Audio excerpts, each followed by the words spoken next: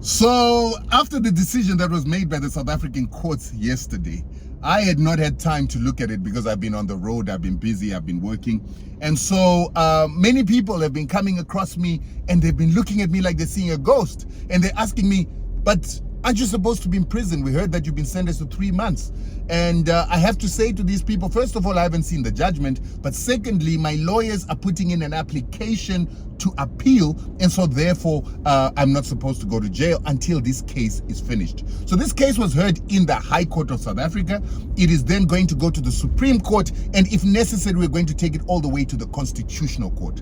And we're appealing the decision that was made by the judge yesterday because we believe that that judgment was flawed. In fact, we believe it was incompetent. And the reason that we believe it was incompetent is a number of reasons. First of all, the judge did not even look at the reason why there was a contempt application. There was a contempt application because they are saying I'm in contempt of a defamation order. So for me to be in contempt of a defamation order, it means that I have to have continued lying about INSCO. I have to be telling falsehoods, and I have to be writing false information to damage the reputation of INSCO. So that is what has to be fulfilled for the judge to make a determination that I'm in contempt of a defamation order. But we all know, for those of you that are on social media, that I have been giving information pertaining to tests that we undertook of INSCO's food. And we have undertook tests of INSCO's food that prove that they've got GMOs in their food. And it also proves that they've got glyphosate, which is a cancer-causing chemical in their food, which is what I said in my original video that caused us to go to court and which made INSCO go to court and say that I was defaming them. Clearly, I was not defaming them because it is factual that they've got GMOs and they've also got glyphosate. Not only that, Grain Millers Association, which is also suing for defamation in South Africa on behalf of INSCO, in its own court papers outlined that our members, of which INSCO is their biggest and they are representing INSCO in this case, have been given permission by the National Biotech Authority to sell GMOs to animals and human beings. The National Biotech Authority has not confirmed that in the court papers. So this means that the thing that INSCO went to South African courts to get me from saying is now in the public domain in its own organizations, court papers in Zimbabwe, agreeing that what I said initially, that they've got GMOs in their food, is true. So this means that there cannot be defamation on a fact that has been established in a Zimbabwean court, a fact that is admitted by the association to which INSCO belongs and also by the tests that I've been undertaking. So every article that I've written talking about INSCO's GMOs, talking about INSCO's glyphosate and these cancer-causing chemicals is factual. Therefore, the judge yesterday could not have found me guilty of contempt of defamation when I was giving facts. Unless the judge is saying that I am muzzled totally from whistleblowing on the criminal activities of INSCO selling GMOs illegally, selling GMOs that have got glyphosate, cancer-causing chemicals, and not labeling their food products, which is what the regulations of Zimbabwe say, unless the judge is saying I'm not allowed to talk about that. But that would be unconstitutional. So I am saying this not to damage INSCO's reputation. I am saying this so that we have a public interest issue put in the public so that we can have a response from our government. And our government has responded. 3 occasions. First of all, they gave a permission for GMO maize to be imported only for animal feed, and they made it clear that human beings should not be fed GMOs. That was what they said on the 11th of March, 2024. That was because of our case and the information we're bringing out that INSCO was selling GMOs to human beings. It was in the GMOs were in the meat, the GMOs were in the mealie meal. Then additionally, the National Biotech Authority last month issued a notice that they are beginning to tighten the laws on GMOs in Zimbabwe and gene editing because they want to protect human health and the environment. That means that the articles I've been writing about Zimbabwe having the highest cancer rate, death rate in Africa, followed by South Africa where we get our GMOs, followed by Kenya and Malawi that also eat GMOs, together with Mauritius and other countries, is something that the Zimbabwean government has taken note of, and they believe that they must tighten the GMO laws. And they also created a board, Food Security Board, Food Safety Security Board of 16 people just last week in order to ensure that our food is safe for consumption. The government of Zimbabwe has benefited from the articles that I write. The same articles that the judge in South Africa said I must take down and stop writing. So, a South African judge has taken it upon himself to determine what Zimbabweans can talk about in terms of their national security, their health, and Zimbabwean issues of food that is being sold in Zimbabwe by a Zimbabwean company and comments that are being made by a Zimbabwean. That means that this judge has given the South African courts the power to tell us Zimbabweans what we can talk about.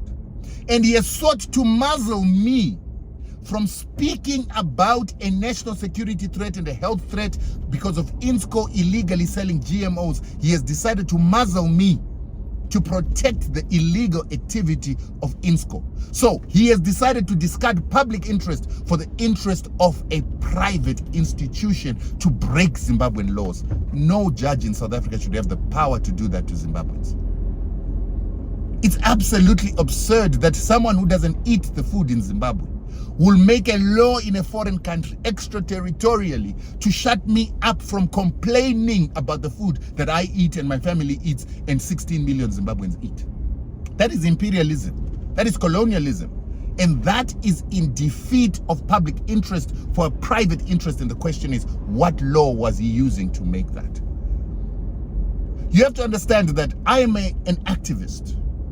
And the reason this activist was able to play a pivotal role in the removal of Zimbabwean sanctions is because we were given the authority to speak about those sanctions, to educate people about those sanctions, and to go to court about those sanctions until the United States government removed those sanctions through our lobbying. Imagine if a court had said, I'm not allowed to speak about sanctions. The Americans had gone to get a defamatory order against me. Today would the sanctions be gone? They wouldn't. But the South African judges chosen to determine what we as Zimbabweans can speak about. So we are going on review. We are going to go to the Supreme Court. From the Supreme Court, we're going to go to the Constitutional Court. And if need be, we will go outside the South African courts if they are showing fascism, where judges make decisions for the benefit of individuals for whatever reason. We will take this to African courts, the African Court of Human Rights and People's Rights, and if need be, we'll take it outside from there. We cannot have South African courts that continue to make decisions for white corporations to advance imperialism in Africa. You have to remember, the food issue is a very serious issue, not only for Zimbabweans, but South Africans as well, where we've got biotech companies with too much power from America and across the world that want to sell GMOs, that kill our ability to reproduce food, and toxic chemicals in those GMOs that are inimical and causing sickness in Africa. And these companies have power, and they want us as Africans to capitulate to them poisoning us. Now, if INSCO continues to say I'm damaging their reputation for saying what they are doing, it is not me damaging their reputation. It is them damaging their own reputation by doing activities that damage their reputation. All they need to do is stop selling GMOs illegally in Zimbabwe, stop selling GMOs to human beings, label their bags of GMO food, and outline the chemicals that are in there, like this glyphosate. That way they become accountable to the people of Zimbabwe, and they are forced to stop. Now, many Zimbabweans want to see me in prison. Many Zimbabweans despise me for the work that I do because they believe that by fighting sanctions, what I did is we fought sanctions, removed the sanctions, forced the Americans to remove sanctions, and therefore the suffering that the people were feeling due to these sanctions will end, and the people of Zimbabwe will not uprise to remove their government by force.